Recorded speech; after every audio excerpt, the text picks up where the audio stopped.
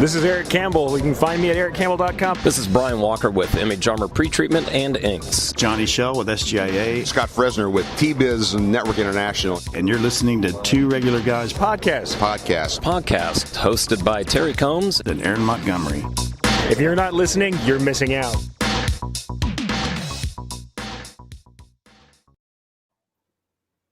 All right. Well, welcome into the show. It is Friday, January 15th, 2021. I'm Terry Combs, and you can find me at terrycombs.com. And I'm Aaron Montgomery, and you can find me at oursuccessgroup.com. Today, Terry and myself and the man, the myth, the legend, Eric Campbell, is going to be joining us here in just one moment. And we're going to be doing our annual podcast on 10 things we'd like to see in 2021. So let's just bring him out here. He's working double duty today, so his pay is going to be doubled today. But welcome in from behind the scenes, Eric Campbell. How are you, Eric? Doing all right, holding in there as everybody else is. But it's been a little hard start to the year. Anybody ready for the next year already? Like, are you already going ahead? 2022. I'm right to the next one. Let's just pass that one over. Yeah. All right, but yeah, happy to be here. Happy to talk about the good things we can try and get ourselves to do this year. So yeah, 10 Things is a favorite show of mine every year. Yeah, exactly. 10 Things is always a good one. And Terry, when you were pulling this all together for us, you also went back and got some of the programs from previous years. And I thought that was really interesting. You kind of see themes, you see like, oh yeah, some of those things kind of did happen a little bit, not exactly how you thought they would. But, when you start putting stuff out there, things you'd like to see, guess what? Things start happening. It's pretty cool. Yeah, effect, exactly right? Exactly right. Yeah, we went back 2019, 2020, and just as a reference so that we didn't repeat ourselves, actually. But it was interesting to read. And there was one of mine from 2019. I'm like, gosh darn it. I didn't do that. What you had said about yourself. That's funny. Well, it's also an opportunity to reflect and go, okay, sure. What do we need to do more of or get to? So anyhow, this is always fun, and we are super excited to have Eric along with us. Eric always puts in a ton of work for us behind the scenes, and it's good to get a chance to chat with him on the front side of this instead of just watching him down there in the little boxes here. So, but he still has to push all the buttons. So. Yeah, if I'm distracted over to one side for half the show, just realize that's where all you guys are talking. Like. Exactly. Yeah, exactly. So he's got to keep track. He's doing it all today. So definitely make sure that you reach out to Eric and you appreciate all the work that he does for our industry. Real quickly, guys, let's talk about some news stuff. And I know last week I shared a personal news story, and I'm going to share another personal news story today. And I'm not trying to make this section all about me. So thinking maybe next week there won't be something, but this is something that also I'm really excited about. This is something that the regulators, my tribe here, my family, you two guys are some of my closest friends. And honestly, this is so exciting for me because I don't think I could have pulled this off without the encouragement, the support, and just you guys kind of egging me on and cheering me on. And so I have officially become certified as a Jack Canfield Success Principles trainer. You can actually see it. Let's see if I get right up there is where so they email you a certificate. And I'm like, wait a second, I can't just have this email thing. I can't print it out on a piece of paper. So I had to sublimate it onto a plaque, but nice. And it came about as like a business idea. So I reached out to them like, hey, anybody that's looking for their certificate on a plaque, I can help them out. So anyways, that's awesome. Yeah. Where that came up at actually, Terry, is I thought to myself, when Terry says, I should make a shirt for that, and I thought to myself, I should sublimate that. Yeah, exactly. That's super. Anyways, I'm really excited about that. Being able to make plaques, let me tell you, the number of joke plaques that happen after you first get desktop sublimation, yeah. hard not to do that. Serious plaques aside, you suddenly realize I can sublimate on anything. Well, Eric and I were also the guys that got to hear, hey, guess what I learned this week? Yeah, exactly.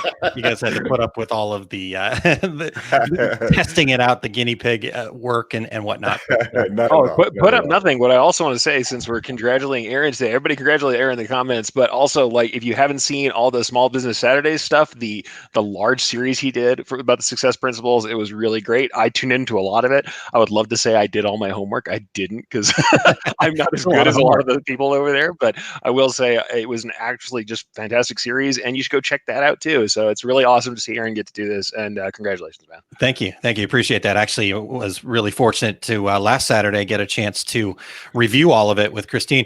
We actually went 2.5 hours. I know that's shocking, but 2.5 hours of just incredible information. I was fortunate enough to get to just sit back and take it in and learn, and I gained so much out of that time. So thank you very much, Christine. I know you're here in the comments, so I want to thank you again for your time last Saturday. Go ahead, Terry. I was just going to say, it sounds like confessional day. I said I didn't do one of my 10 things from 2019. Eric didn't do his homework. I've got plenty to confess myself. I just don't know which end of the list to start with. But yeah, totally. Hey, this is how it goes. You put stuff out there, you see what happens, you celebrate the successes, you learn from the failures, and you move forward. So it's been a really cool experience for me to get to a place in my life where I can say things like that and actually mean it, So I just wanted to thank everybody out there, all the regulators, and you know what, Eric, even maybe some of the reciprocators, even though I'm a competitive no, I was kidding. Thanks to everybody very much for their support as I got through that. So that's my news item for today. Well, mine is we want to congratulate the 6 winners of the 3rd annual Screen Printing Rising Star Award, which shines a light on emerging talent in the specialty graphics industry. The honorees, all of whom are age 35 or younger. So with our award, our up-and-coming award, you have an extra 5 years to win that one. Yeah. Since we cut it off at 40. And then the older we get, I think we'll move it. No, I was kidding. Up and coming. Just knocking on the door of 50. But they work for screen printing companies, or work for printing companies.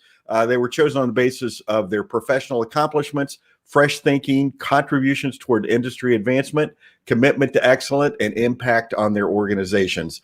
And these award winners carved a path for themselves with fierce determination to master their chosen craft and dedication to continually building and improving on the work that they were doing. The nominators highlighted their candidates' experience, philanthropy, vision, and drive.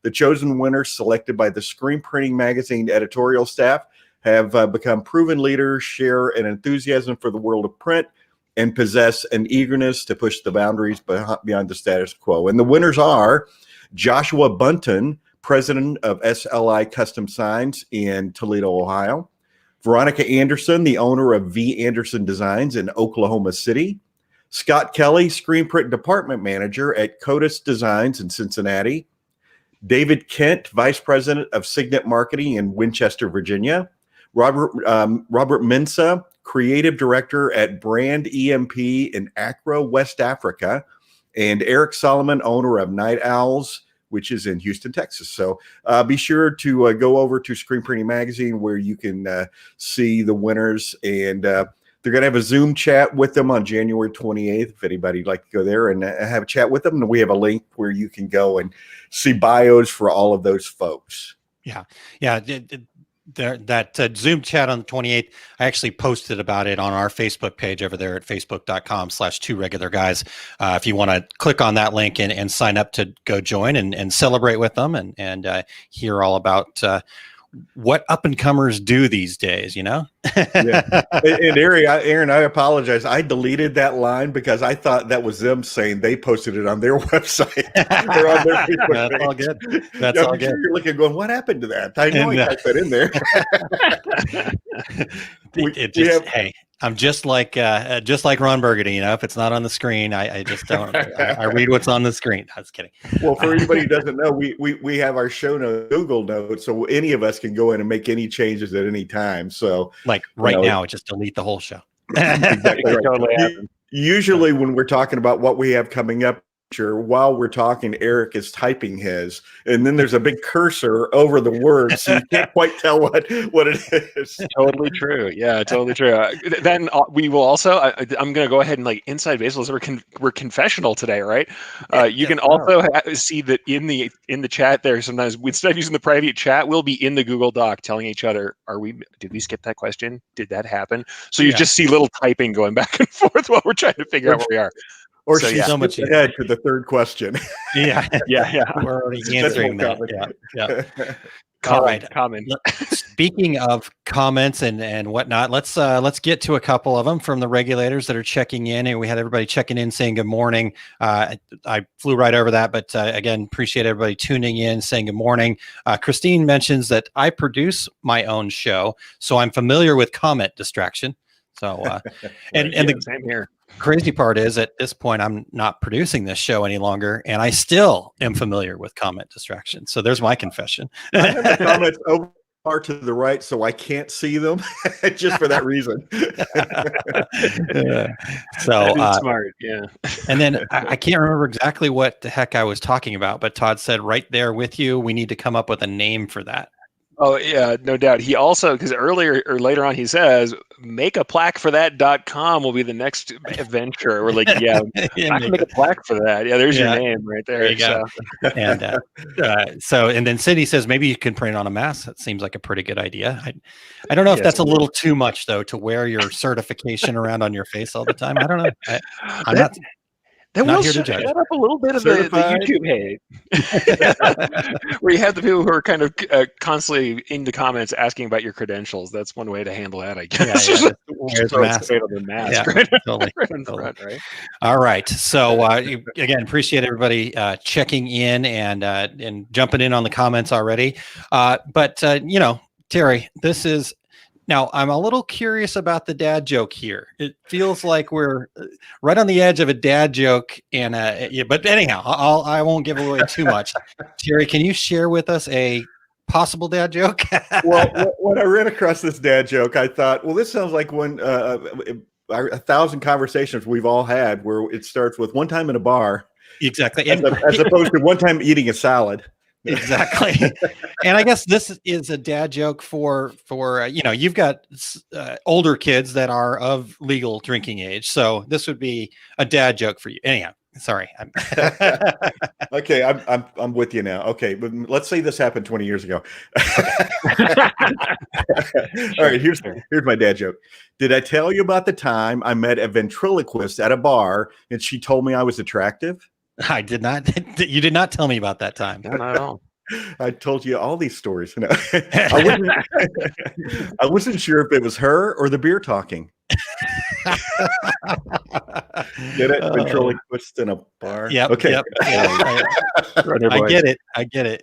I saw that and I'm like, oh no, we have to do this. Yeah, This is that is unfortunately right up our alley for sure. So. Yeah, this is true. I mean, it's not like we don't have any stories at all to start with one time in a bar. We just omit that now because that should be the assumed location for any trade show. Any after show floor stories, that's probably where they happen. Yeah. So, one time in a bar, we started a podcast. Yeah. How's that? Well, at a trade show, where else are you supposed to go after the trade show? You have to go get food, and you have to sit and talk with your friends. I don't know of any other place to do it than at a bar. So, well, I mean, there's no other place. I don't know of any other place. I mean, what are we going to do? I guess we have to have beers. I don't know. and then I guess we have to write off some beers. That's just terrible. That's right. We write off some beers. Though I have to bring in, speaking of the comments, very much not. No, Douglas says, has the ranch/blue cheese debate been resolved? No, those lines are drawn deeply. We are a separated nation over blue cheese ranch. There's some, there is some divisiveness here for sure. And I'm not sure we'll ever come to an agreement. Ranch on a chicken wing is an affront to God. See, I knew that was coming. That's absurd. See what you did, Doug? See what you did there, Doug?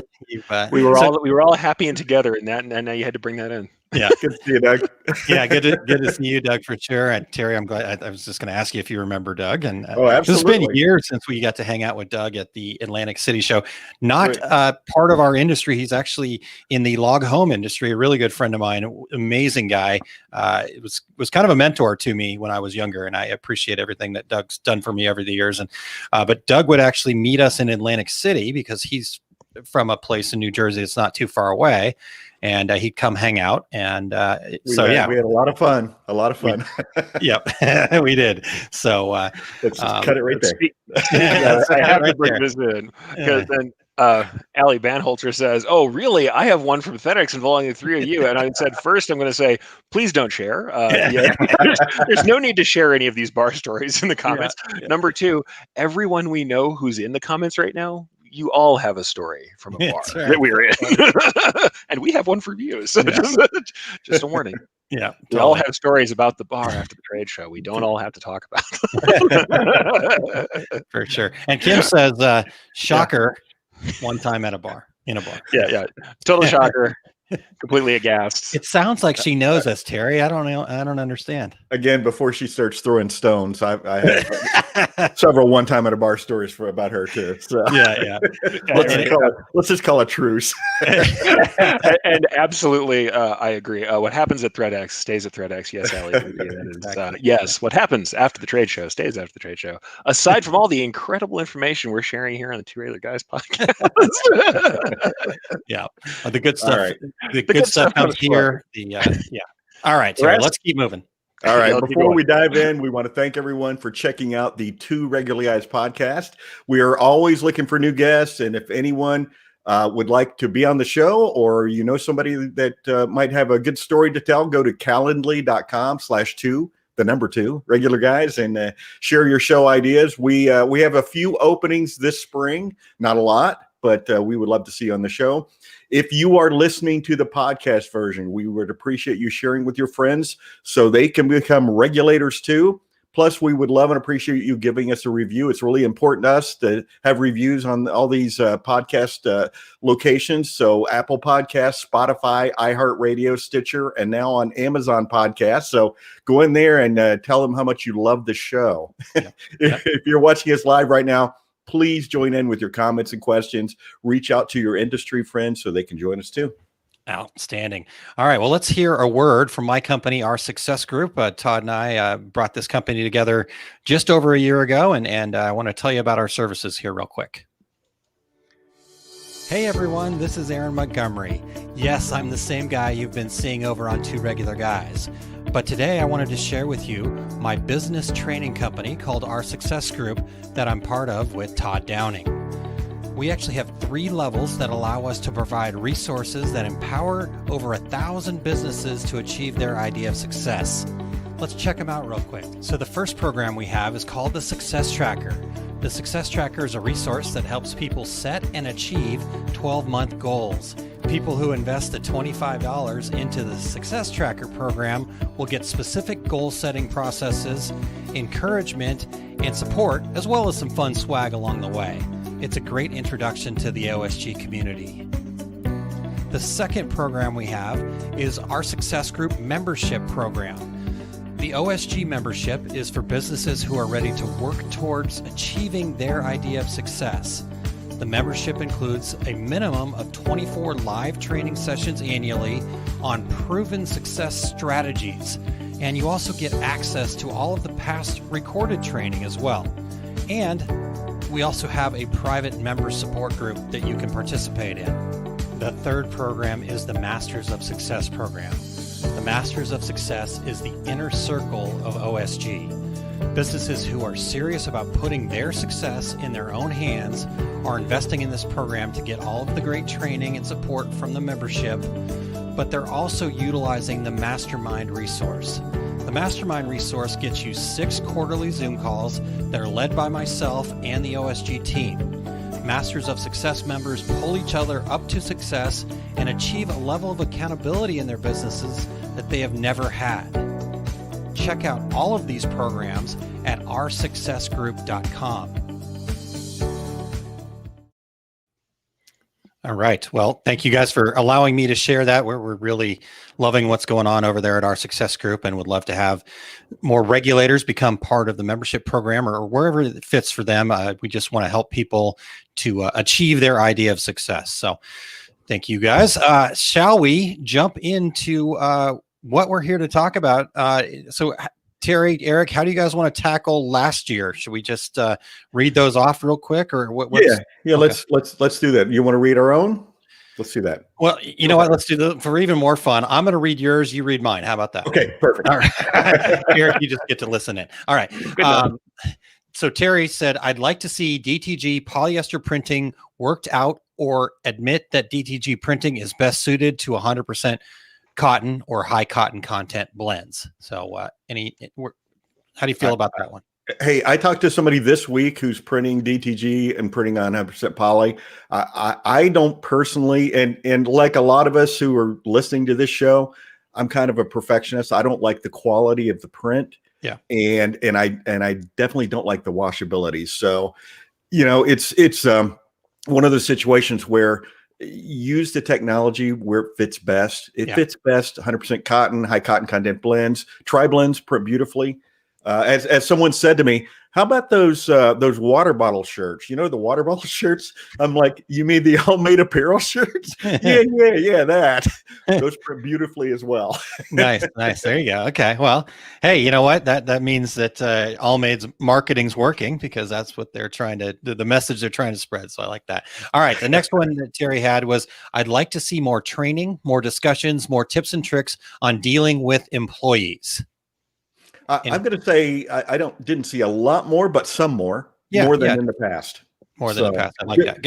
There's still room. There's still room for. Hey, there's always still room, right? Yeah. But I think that it's been addressed more this past year, so that's good news. Yeah, definitely. Okay, well, I like it. Definitely. Vendors and educators should put together side hustle packages and how you can get a return on investment on nights and weekends. Yeah, I don't know that. Well, let me say this: my seminar that I'm doing, that I've recorded for Impressions Expo, was Sportswear Garage: How to Start a Home-Based Screen Printing Business. So that's the direction. I think there is more of that kind of thing right now. Yeah, definitely. There can certainly be more. But again, again, like you said, there's always room. But yeah, that's a great program that you're putting on. And honestly, a lot of the folks that we get to work with over at our success group are in that boat, and so trying to kind of give them foundation and stuff like that. And I know that's what you do with like your Sportswear Garage, and I know you also do that a lot with your screen printing classes, Terry, where you're helping people kind of get started on the nights and weekends and stuff like that. Certainly, the majority of the people that come to my classes, and they're always full in economic downturns like this, are working from their garage or their basement or something like that. Certainly. Okay. Terry says, I'd like to see some new faces in the training arena. Well, I would have said yes until I saw the list of folks who are speaking at Impressions Expo. No offense, Impressions Expo, but it was the Good Old Boys group. Yeah. Did you guys notice that? And maybe that's because they knew, and I'd probably look at it this way too. They knew that all those people who had been speaking in the past are going to come through for them, rather than trying to get a brand new person to not only do a presentation, but record it and have it ready. At an event, they can kind of prod people along. So that's not any slight at all to Impressions Expo or any of the other folks doing this. It's the year did translate to allow for that.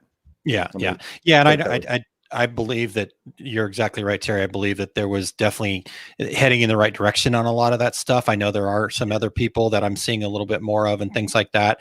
And people just stepping up and wanting to share and educate more. Right. I think, the 2020 situation threw a kink in the progression of that. But I would imagine, as people get better with the online training stuff too, that opens up, a lot of it was, these are the people that are at the shows. And so that's who's going to, be presenting a lot of times, because, in our industry right now, there's not a lot of money to be made as an educator if you're just going around and educating, so.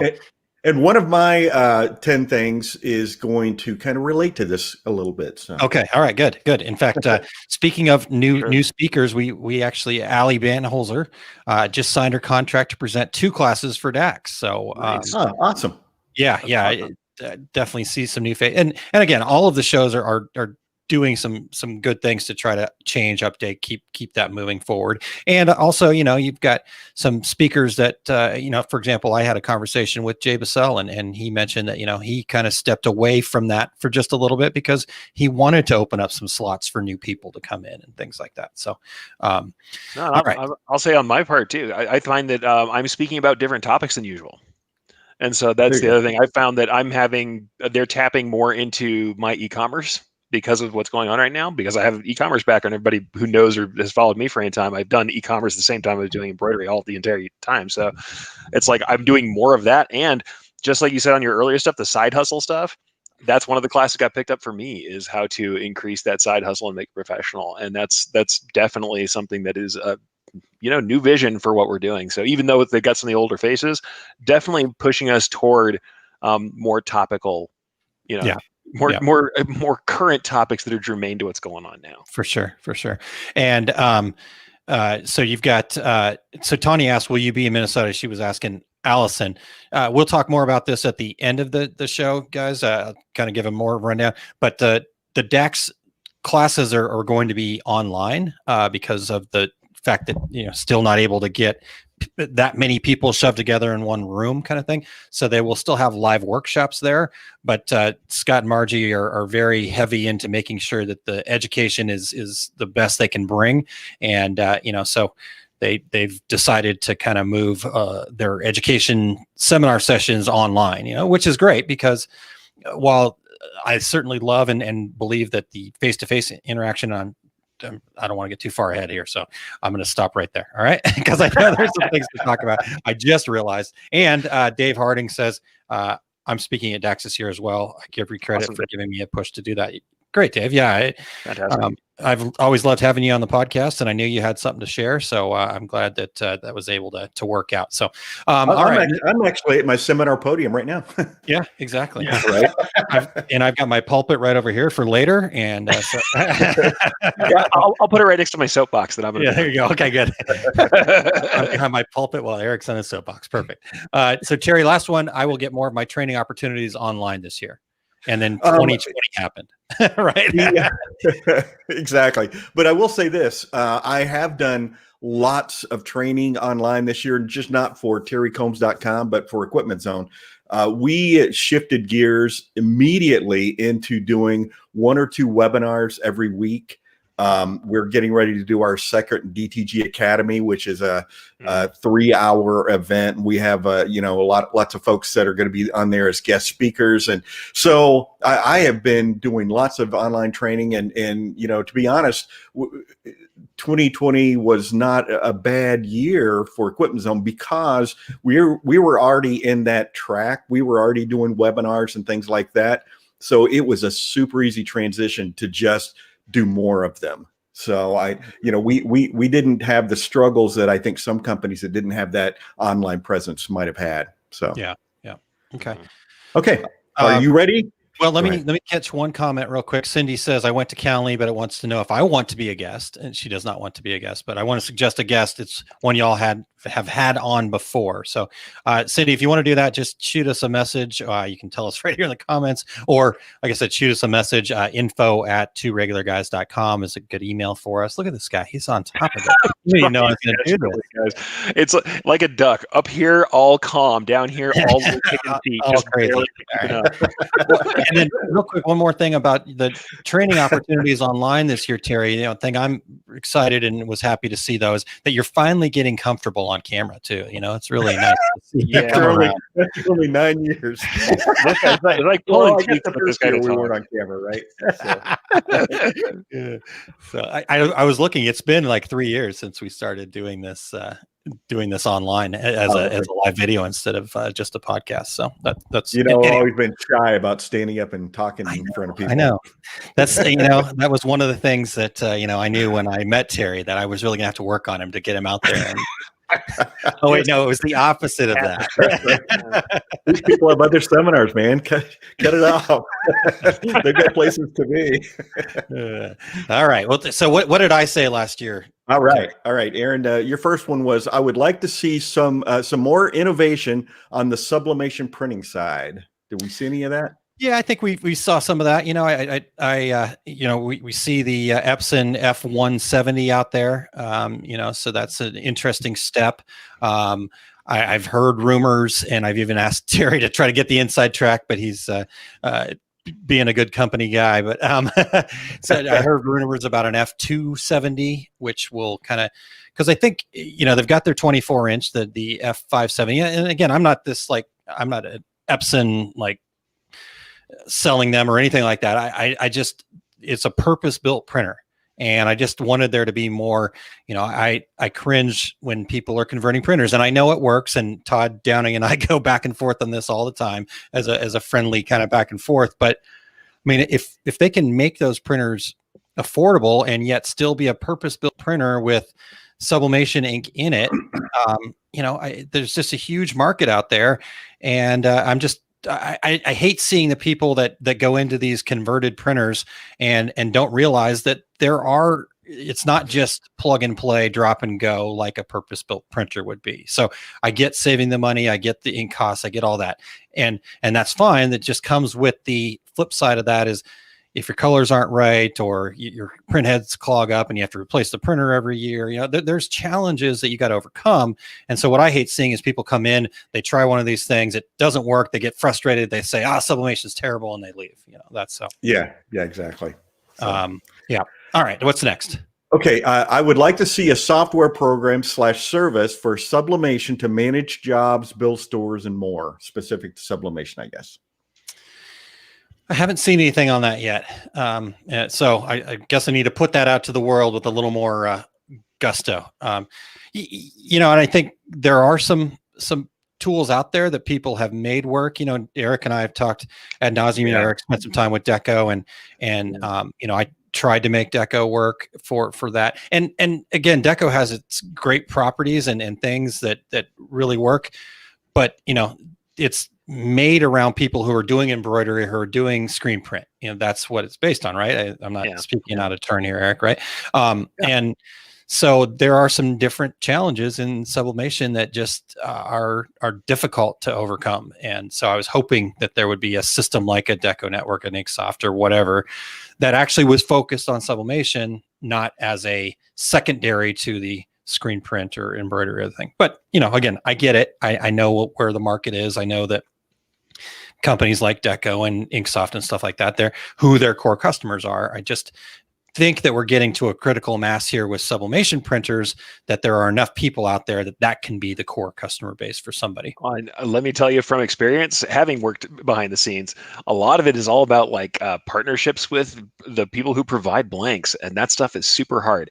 If we see more people who are getting their blank photography right, that is a good portion of it. More of the people who make blanks, if they are doing the blank photography, because otherwise you have to realize, can you imagine all the little companies who are making these online stores trying to wrangle photos of everything that are work for mockups?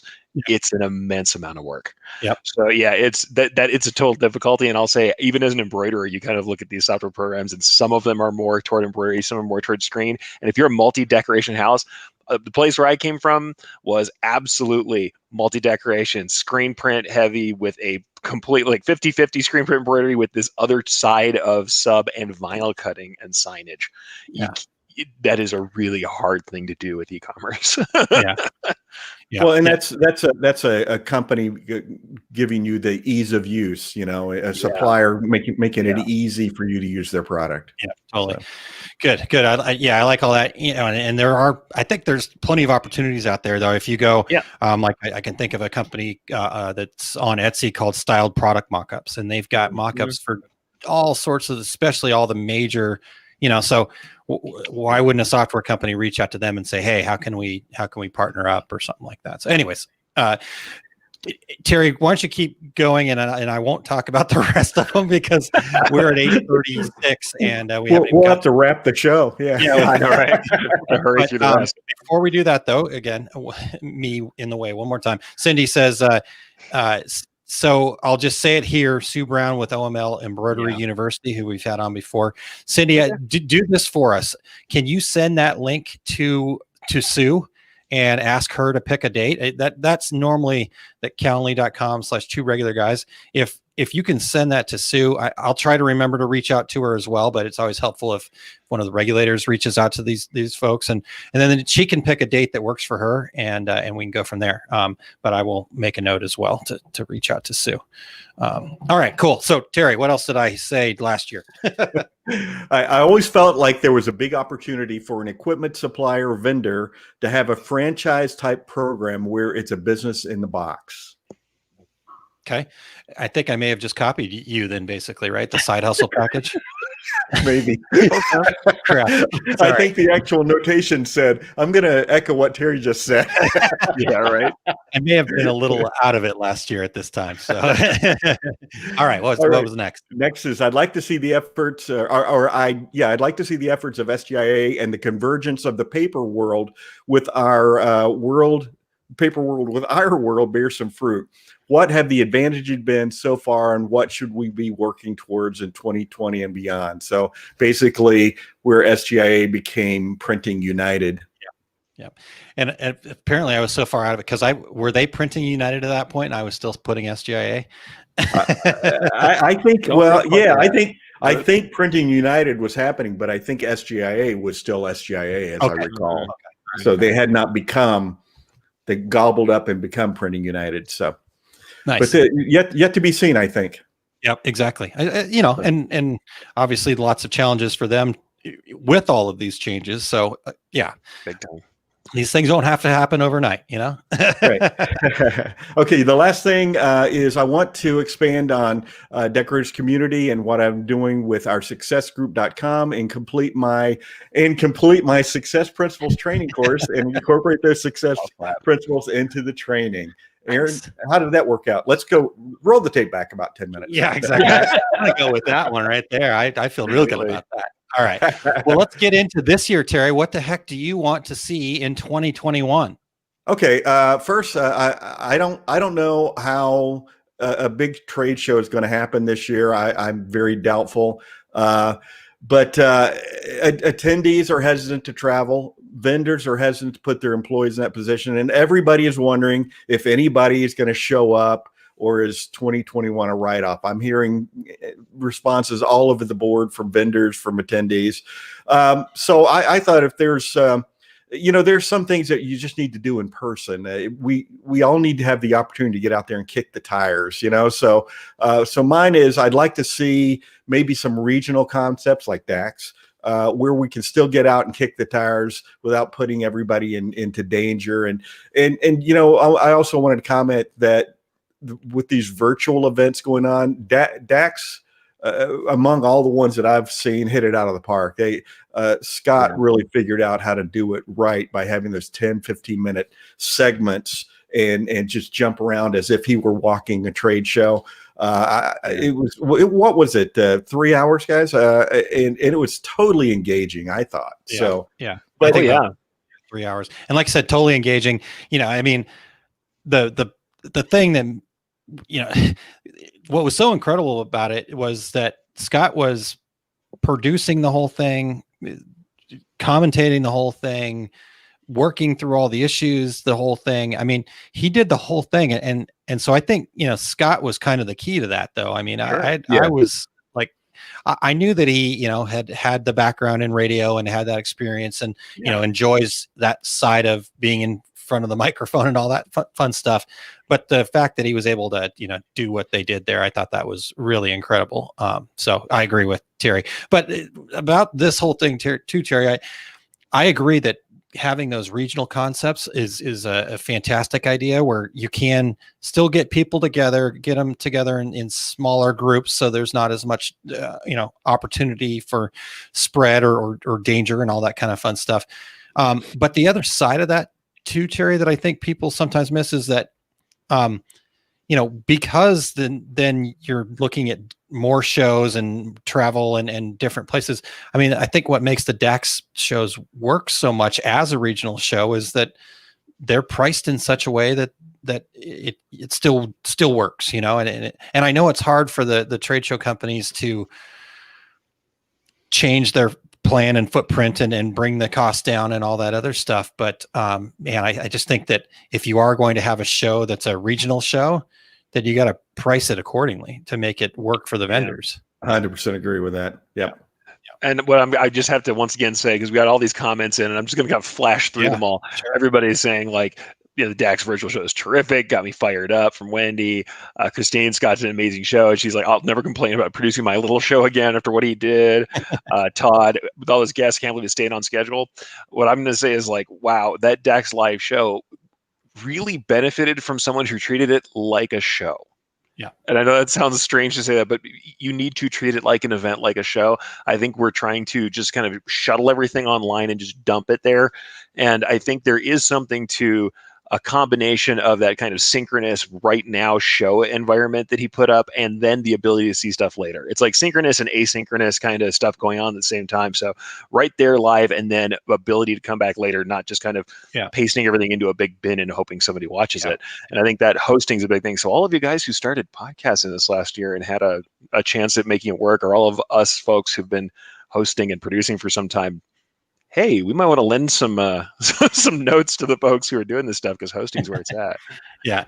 And the other part about that, Eric, I think is interesting. Is I do really applaud all of the shows for what they did, because we have had, just a wide range of different styles of, trying to make something work and fit in a virtual world. I mean, you had the Printing United event, which was, they spent a lot of money on big producers, and it was very clear that it was very well produced and put together and had a nice, it looked super professional. And I know our industry doesn't always bring that to the table, that high end, professional event, and everything in between, so I'm excited to see what Impressions Connect looks like.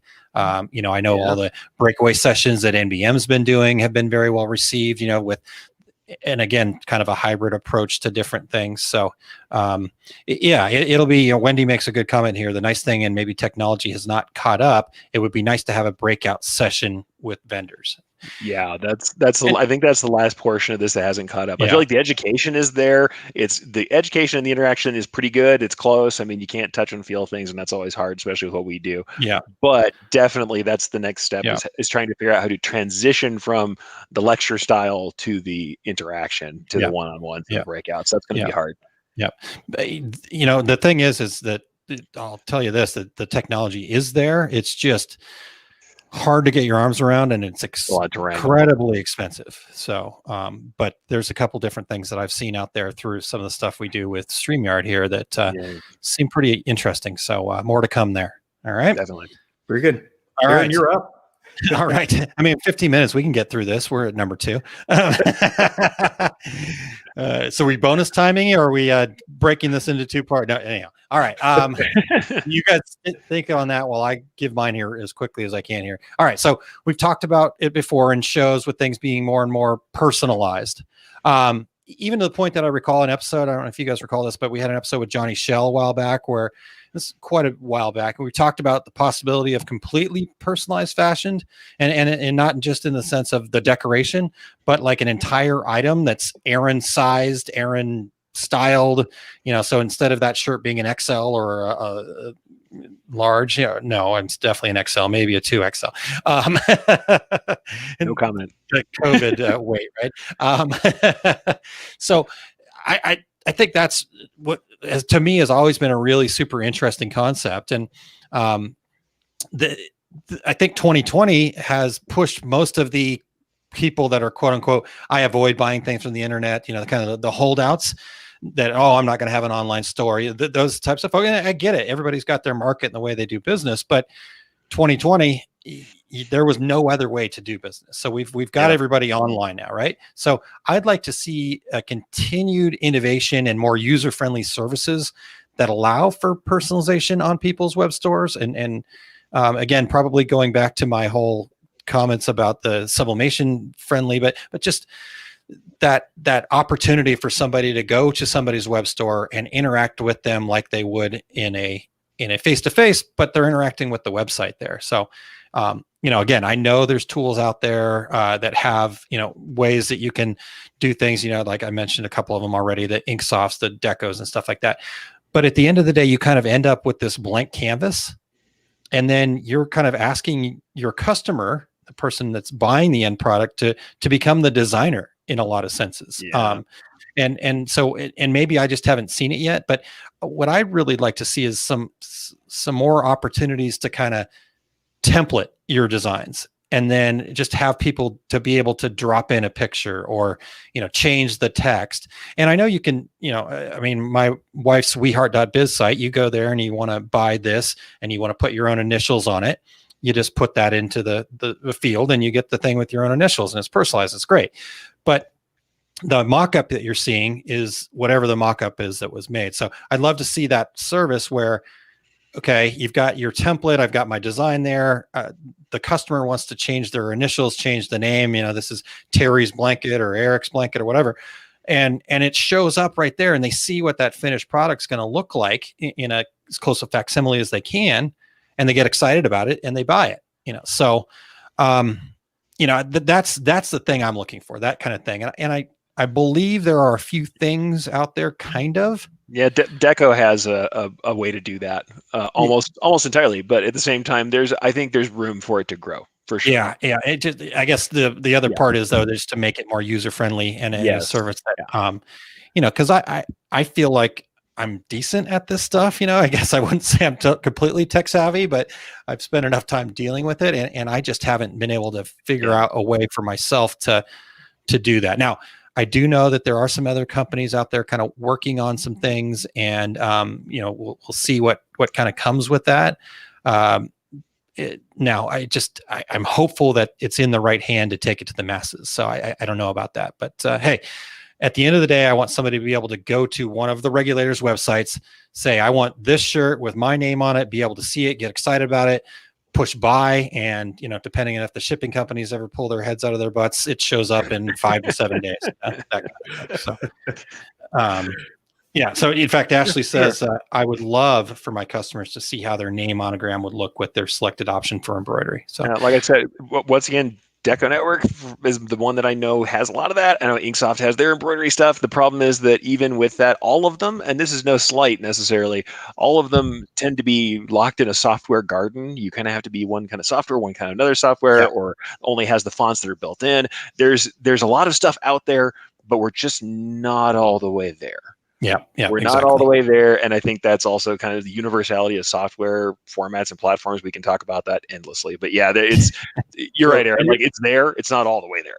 Yeah. So you're basically saying it's limiting the creativity of us as a vendor.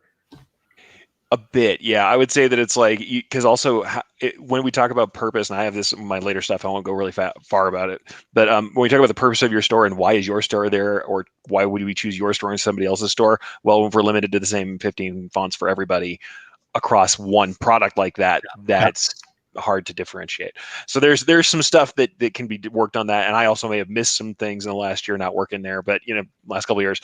But there's stuff that needs to probably be increased in creativity or the ability to serve different clients.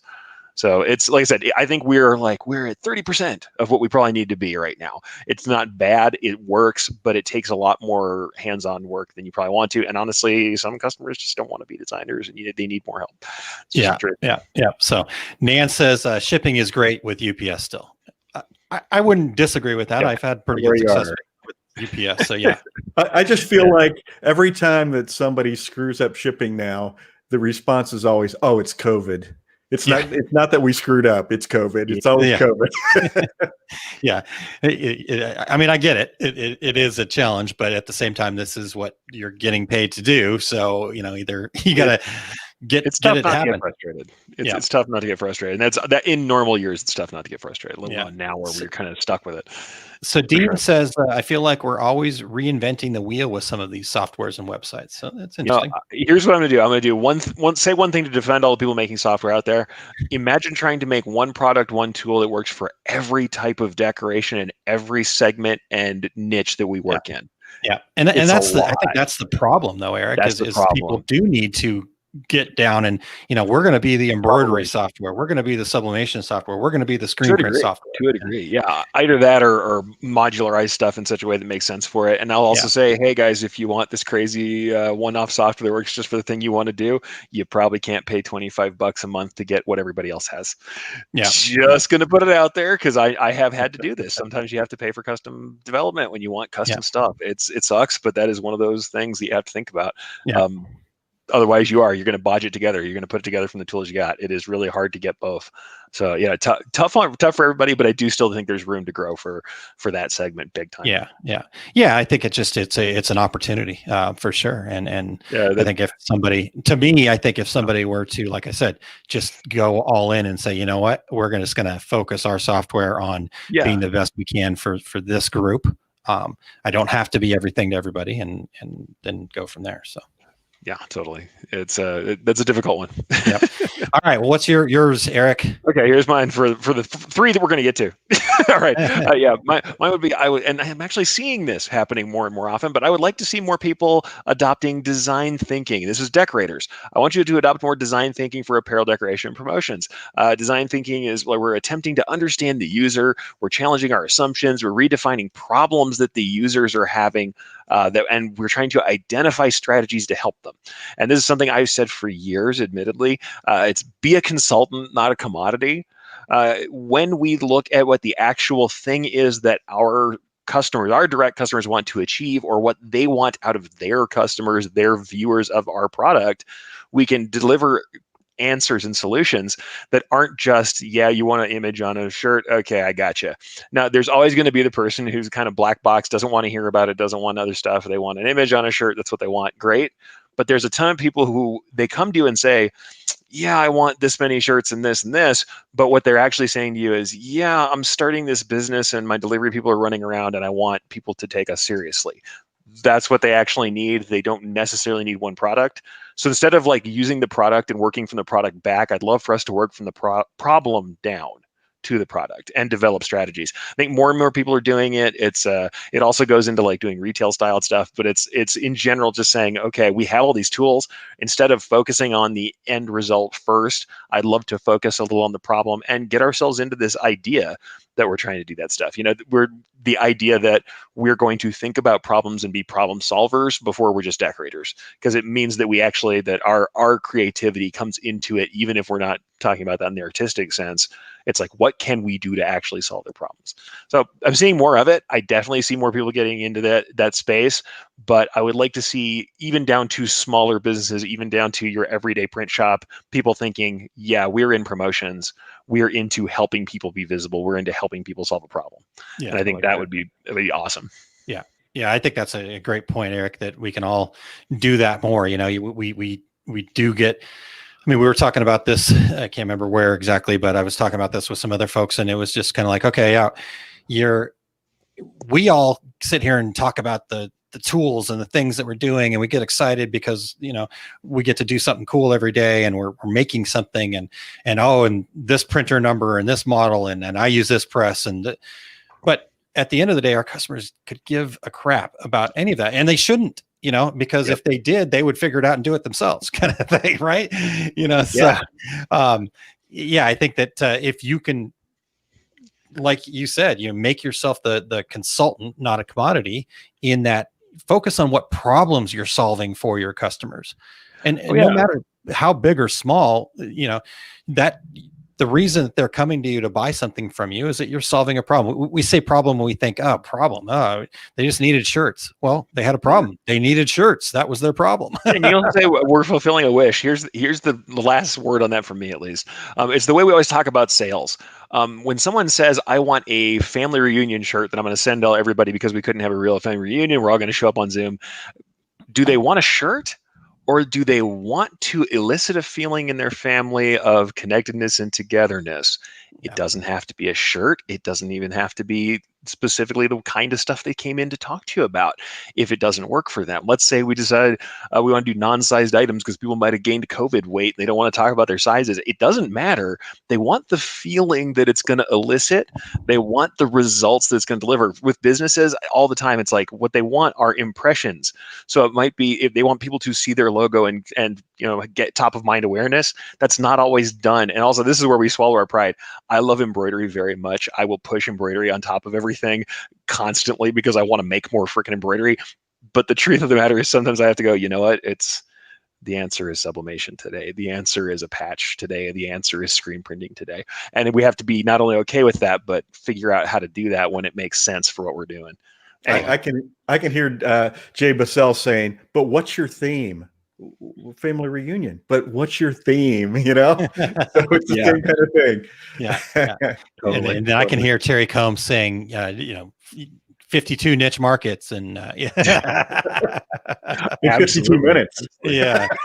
just like 10 things we'd like to see in not in 1 hour. Okay. Terry, let's get number 4. Yes. Okay. I would like to see people become more expert at what they do.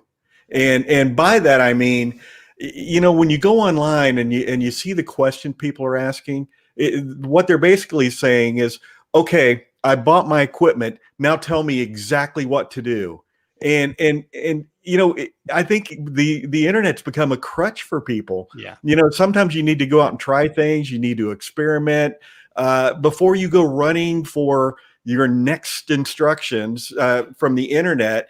Try some things first. And by the way, half of the responses you're getting from people on the internet, especially the people who are there all day, every day, are probably wrong. And here's my example. Pierre Jimnicki, and he's a good friend of the show, Blue Moon Screen Printing in Ohio. He answered it best when he won an award for excellence in screen printing after being in business for 3 years. And I remember we had him on the show and I said to him, so how did you get to this level of screen printing in only 3 years? And he said, it was easy. I just worked at it for 100 hours a week for the last 3 years. And I thought, well, there's the perfect answer. So don't run to the questionable at best keyboard experts out there as your first option. Try some things, do some experimenting. I wrote an article one time saying that being an expert in your field means you know about 2% more about it than anybody else. And I still believe that today. And how do you know 2% more? You go out and you try different things. You do some experimenting. So in 2021, I would love to see people choosing to be an expert in their field. It's not that hard. You just take some effort on your part. Be an expert. That's my. I have to jump on this, Terry. I have to comment, and I'm sorry that I'm jumping on this one. I have to, because I just had this massive discussion about this and about education and kind of in the embroidery world, where we have people who, this is how I call it. I'm like, people want the Bob Ross paint by numbers version, where they're like, okay, and now we're putting a tree here and exactly the settings, and now you're going to push these buttons. And I always tell people, I teach atomically. I'm going to teach you the nature of the thread and the embroidery and what's going to happen. You'll figure out the buttons. You'll push all the buttons in the world you want to, and you'll know which ones you need to push by the time you know how to actually do the thing and the nature of the thing. And I'm sure it's the same with screen printing and everything. If you know the nature of what the different variables do on the press, then by the time you want to do something on the shirt, you know which variables you're going to tweak. And I think that's exactly what this is. Everybody wants that paint by numbers, 1-by-1, step-by-step version of it. But if you're following that, then you never break free of that. And by the way, anytime somebody's developing something new, how did you develop a new thing? Because you learned it atomically, not because somebody walked you through every single process forever. Yeah. Walkthroughs are only good for cheats, man. It's like you lose all the fun. Yeah. So, yeah. No, I agree with that completely. I can't tell you how many times you hear, oh, well, it's like, I'm doing this, I'm doing that, I'm dipping my mugs after they come out of the sublimation. Let's go with that one. That's my favorite. And you ask them why, and they can't. Somebody maybe told them kind of why, but it's like, well, are there better ways to do that? Are there different things to do? Do you break a lot of mugs? Yes. Oh, weird. But yet you continue to do the same thing over and over again. Like Terry said, that just working 100 hours from what Pierre had said. Again, going to the internet, finding information, that's all part of the process. You have to get some some ways to create ideas for yourself. But at the end of the day, it's your business. You have to do what's right for you and your business. And so you got to try things, test things, ruin things. I can't remember exactly the whole story of it, Terry, but like back in the US screen days, you'd have somebody that for whatever reason, they get the T-Jet machine and, they'd ruin a shirt and it was like the end of the world. It's like, well, huh? That was $1. I mean, I get that, but you got to try that. You've got to perfect your craft. So anyhow, that's a good, really here. good I'm going to end this with the phrase I give everybody. I'm like, if you need forgiveness, let me be the patron saint of messed up embroidery. Right now, I forgive you. It's totally fine. I've ruined more shirts. I've left a trail of destruction behind me that you cannot imagine in making new stuff. Every time I've developed a new technique or I've worked on something or tried to learn something somebody else did, I destroyed things on the way through more than you probably ever thought you could. Yeah. So by all means, get that forgiveness in now. Yeah. So when you're forgiving people, Eric, though, do you like cross or like you ask them to do Hail Marys? How does that work?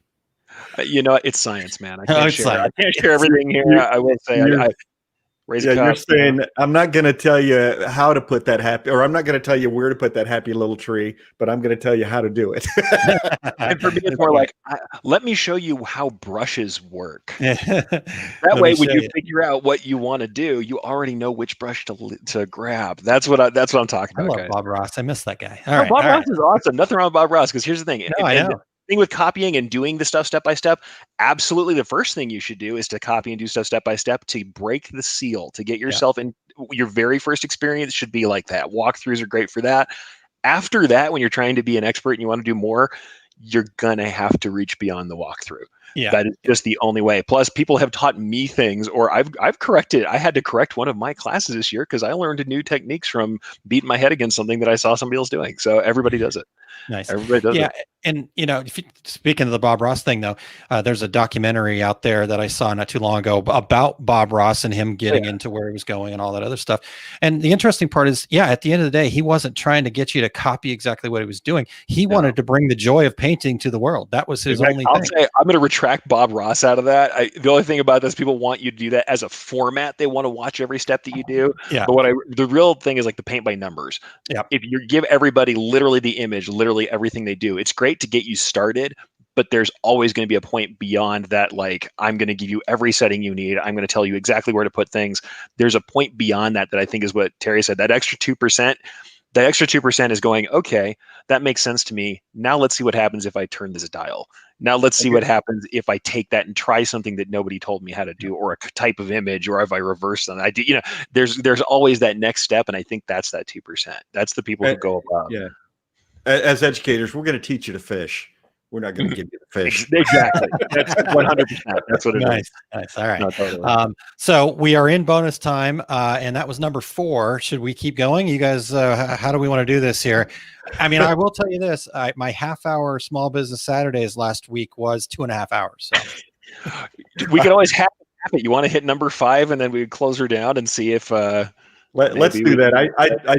I don't have an appointment, but I am on a vacation day heading out of town here. All right. As soon as the show is fine. over. Kim Johnson, geez. So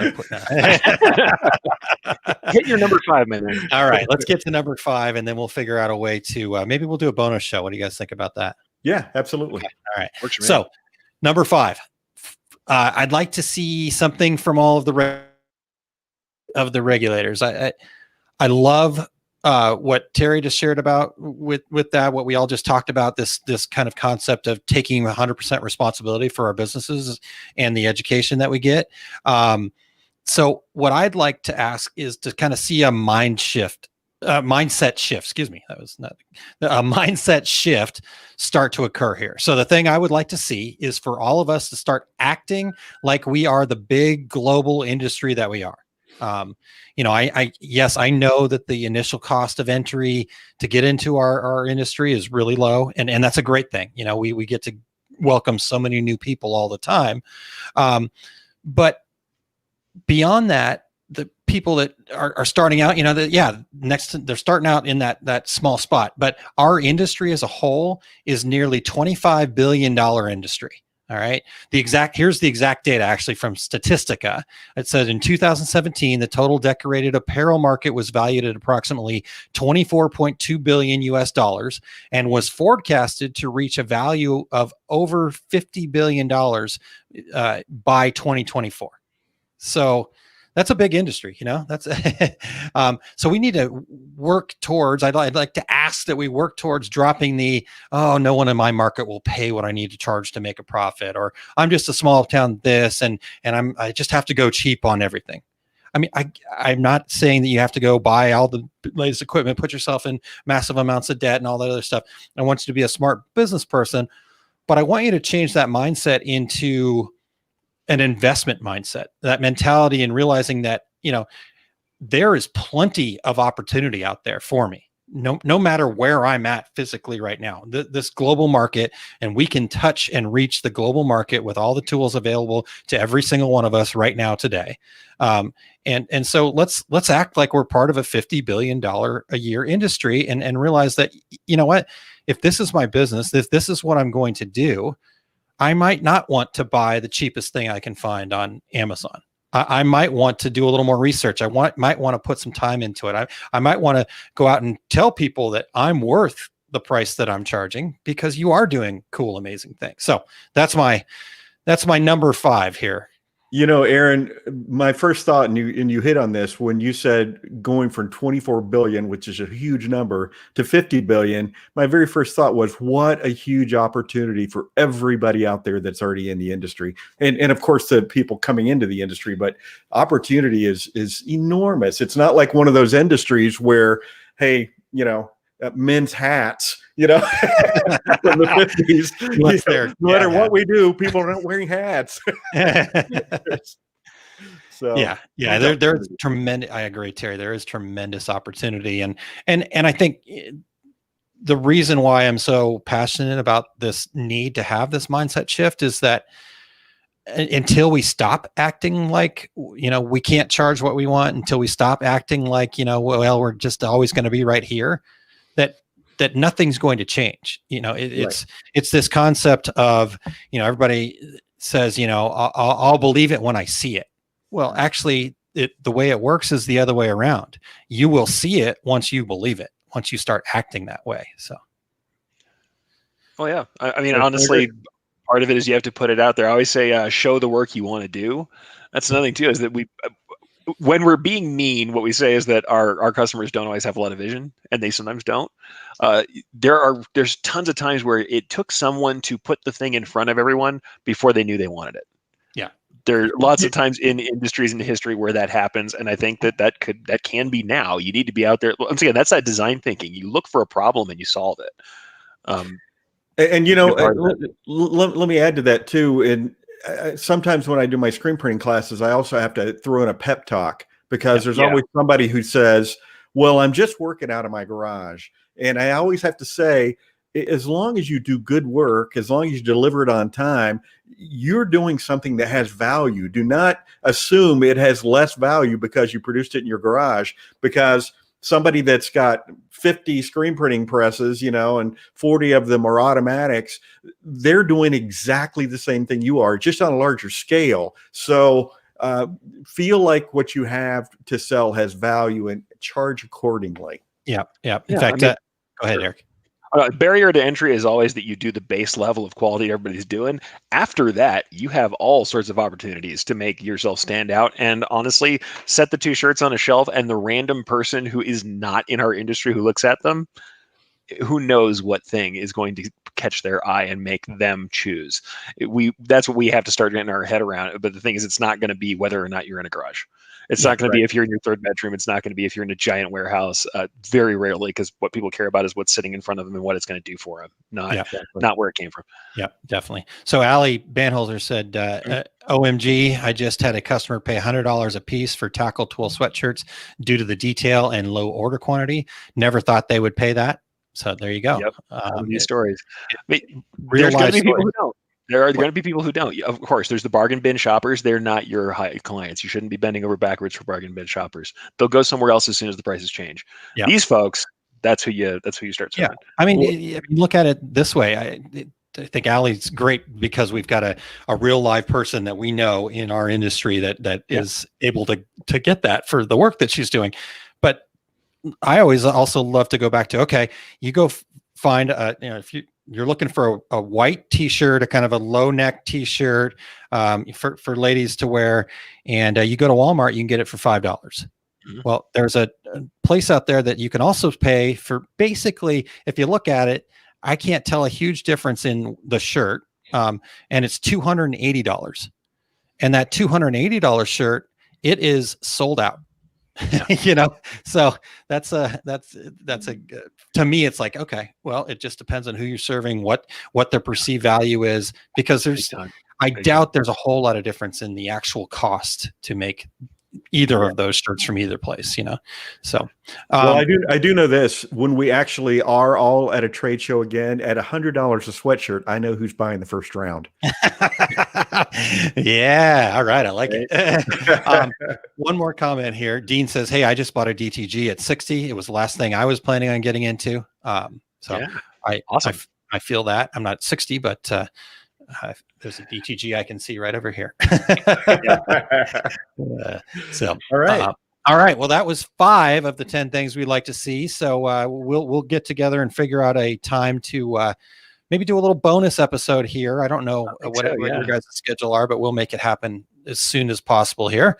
Because I believe there's not only 5 more things, but also a bonus thing from Eric in there. There is, yeah. I'd love to talk about this really briefly, guys. We have the 5 things we were going to do today. Do we still want to do that? Let's do that. Just okay. The nice part about 5 things, there's no commentary. Just give us the 5 things. So let's do that, and then we'll come back and wrap up the show. All right, I will go as quick as I can with my 5 things that you should do right now to improve your e-commerce sales and perspective.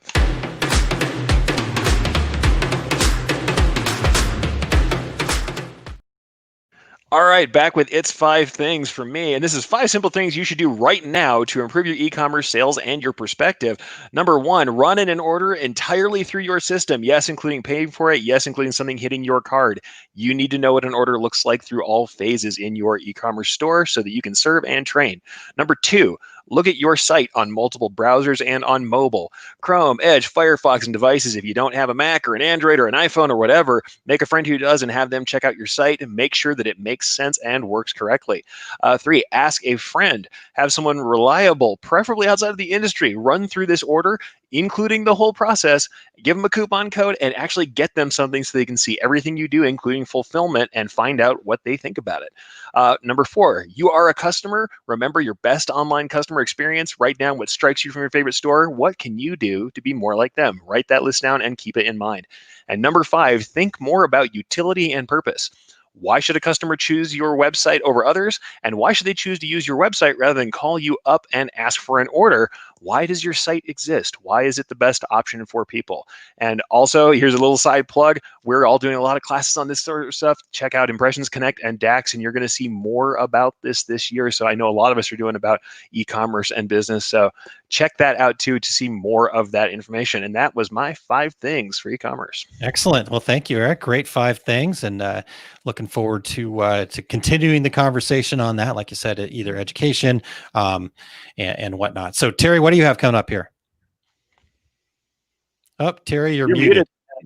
Sorry, I muted myself because I was typing. Thanks for not speaking over me in Spanish. Dang it. I gotta get better. Normally it's me. So anyhow, go ahead, Terry. All right. So January 26th, as you guys mentioned, Impressions Connect. I'm going to be doing Sportswear Garage, starting the home-based screen printing business. On February 4th, Equipment Zone's going to be holding a DTG Academy. Lots and lots of speakers. It's going to be a lot of fun, 2 to 5 Eastern time, and it's free. So if you are doing DTG or you're looking to do DTG, it's going to be a free event that you're going to get a lot of great info from. I'll next show, I'll have the list of all the different speakers that are going to be there. And then on March 25th, I'll be presenting for DAX online seminars for the DAX KC show. And that one is not Sportswear Garage. I did that incorrectly. Oh, okay. It's what do I really need to buy for my screen printing business? So, you get a lot of folks who are providing you with lists of here's the complete package, and I go through those lists going, okay, you don't need that, and you don't need that, and you don't need that. So that's what we're going to be talking about. But Aaron, did you want to? You just actually print off one of those lists and like just cover the name and just scratch it off, or how does that? No, I'm just kidding. I'm kidding. I should. All right. So Terry, before you get in it, because I know you also have some other stuff coming up, but I just wanted real quick, we talked briefly about the DAX Online situation.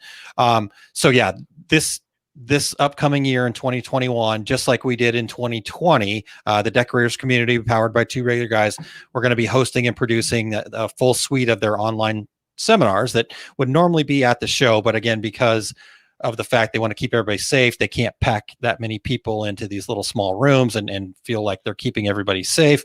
So they are deciding to continue on. Education is really important to Scott and Margie. And so they've taken this hybrid approach to it. And so they'll still have the extended workshops live at the shows when they're able to have those shows occur. But the normal seminars will be actually hosted online, and you will be able to take them in live over the different times, but they'll also be in recorded format that you can go back to later. There's always contact information for all of the speakers, so you can reach out to them with questions and stuff like that as well afterwards. So kind of becomes the best of both worlds. You know, the people that can't travel to these shows still get an opportunity to catch these things. And in fact, Scott just chimed in, and I actually saw the email come through. KC moved the dates this morning. So as we mentioned the last time we talked about show dates, subject to change, correct? Right? Well, it's very, very fluid.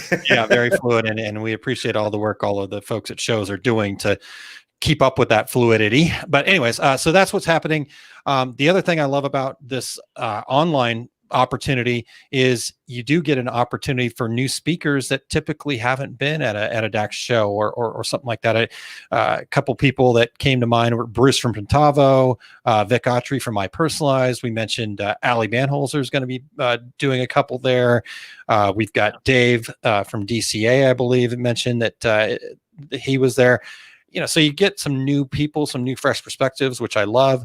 And then you also have the same great lineup of folks like Charlie Tabley, Dane Clement, and the three of us characters there doing our thing as well. So, so yeah, that's kind of I just wanted to give you guys the rundown on the DAX Online. Obviously Scott's here, so if I missed anything, he can certainly correct me, but I'm excited to be part of that again this year. So I appreciate them allowing me to participate with them and help bring that to the masses through our decorators community that we've built here, Terry and Eric. Yeah. I guess we're going to have to start doing our weekly or bi-weekly updates on upcoming shows again, like we did last year. I think we were sourcing a lot of information on that last year, trying to keep abreast of everything. And speaking of live events, my complete screen printing business course with Atlas Screen Supply in Chicago, we have some live dates. So we're going to try May 22 through 23, August 21 through 22, and November 6th through 7th. And watch for all of my upcoming events at terrycombs.com under the tour dates tab. Yeah, Aaron, excellent. how about you? Go ahead. That's great, Terry. I'm glad that you guys are giving that a go. Hopefully, fingers crossed that those things stick for you guys and people can get out there. Because again, a screen printing class for sure got to be tough to not, when you're able to do it there in person, it's a whole different experience and you learn and grasp so much more. So Exactly. All right. For me, tomorrow, Small Business Saturdays, 8 a.m. Central Time, Center of the Universe time, as we like to share here. So this week, I'm going to be talking about some predictions for e-commerce, some e-commerce predictions potentially here for 2021 with everybody now hopefully online, or at least figuring out a way to talk to their customers online. What are the changes? We can be sure that there are going to be changes. So let's try to figure out what those are. You can check that out live at liveosg.com or at facebook.com/our success group pro. And you can either watch those live tomorrow morning at 8, comment, be there. Would love to have you there, or they'll be at the exact same spots to watch them after the fact too. And then we talked about the DAX event coming up. So I'm sorry, not the DAX event, the Impressions Connect event coming up. And for me, my first one kicks off on January 25th, talking about conquering fear and live to tell you about it. It's a recorded format there, and then I believe some live interaction afterwards.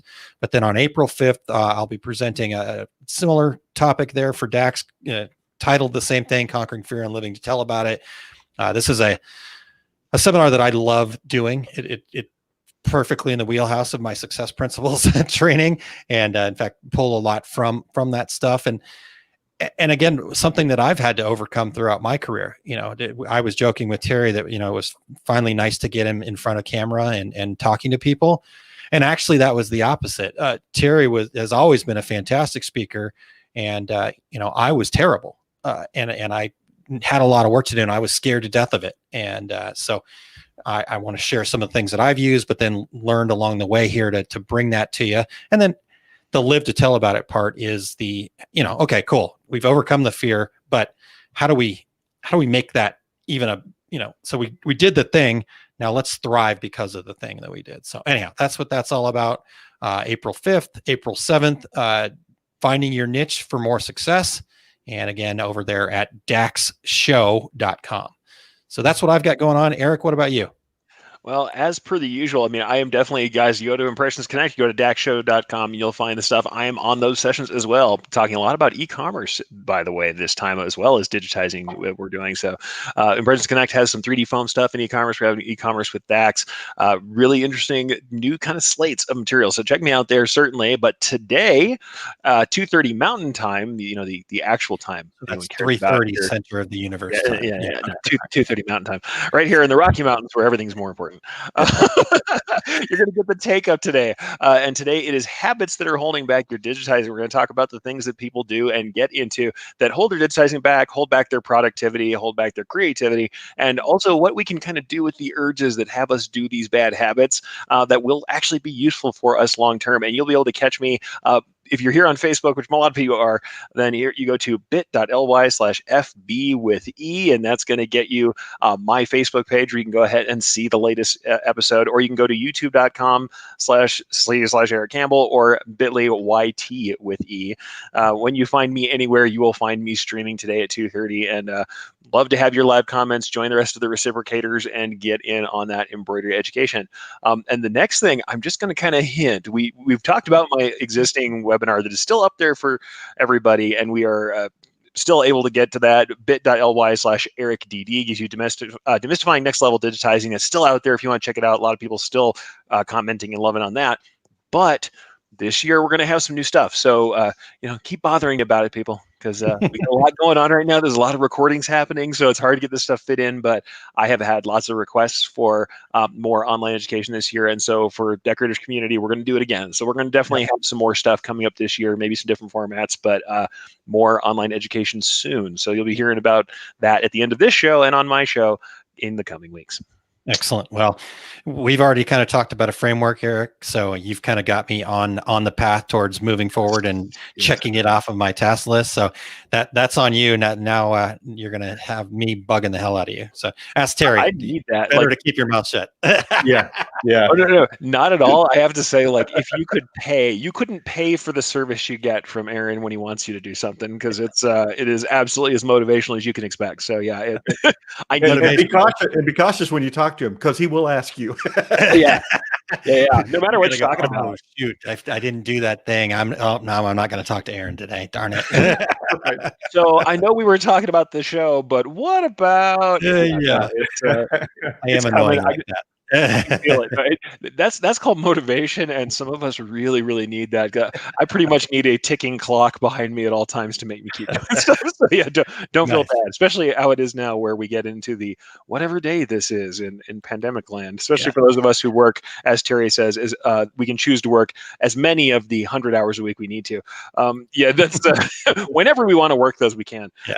I'm pretty sure today is like March 324th or something like that.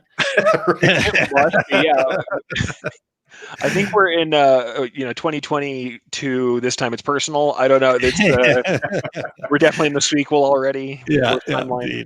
All right. Well, you guys, we've come to the close of another show. Thank you guys so much for being here. Thanks for allowing us to get into bonus time and have some great conversation. Hopefully you guys are also thinking about the things you'd like to see. And like I mentioned, I think the three of us talked about, the things you'd like to see, put them out there, share them with more than just yourself, share them with the people around you, get on, do your own Facebook Live and share those things and see what happens. When you start putting stuff out there, things start to happen for you. So I'd love to keep this conversation going. Love to hear more of your thoughts.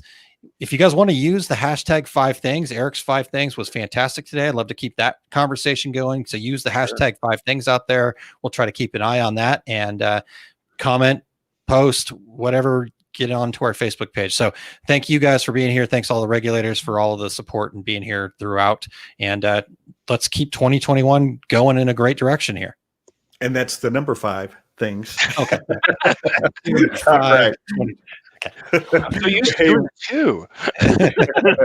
We also want to thank our show producer, Eric Campbell, for not only pushing the buttons today, but joining us live. You can find him at ericcampbell.com.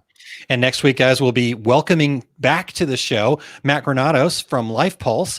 He was just on with us briefly right before we announced there was a Reggie nominations, if I remember right. One of the Reggie shows. He jumped on with us earlier, and he's got a new book coming out soon called The Intentional Week. And we had a blast talking to him. In fact, he gave me the key to motivating Terry to do anything. So I have to go back and reread that or re-listen to that. But anyhow, looking forward to having Matt back on with us again next week.